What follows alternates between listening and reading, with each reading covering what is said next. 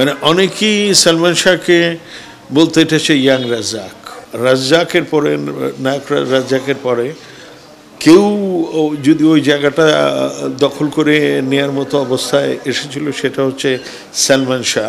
ওর চলে যাওয়াটা, এটা তো সিনেমার জন্য ক্ষতি হয়েছেই, as a human being Salman Shah চলে যাওয়াটা আমাদের জন্য খুবই একটা কষ্টকর বিষয় ছিল। এবং এতদিন পরে সালমান শাহর কেসটা আবার রিওপেন হয়েছে।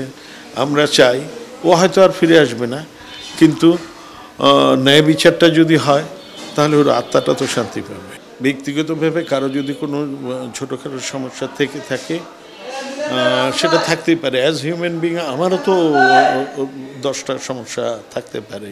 সুতরাং সেটাকে, একজন মানুষ চলে গেছে, সেইটাকে বড় করে নিয়ে আসা, সামনে নিয়ে আসা, এটা আমি মনে করি না যে কোনো বড় মনের পরিচয় দিচ্ছেন তারা।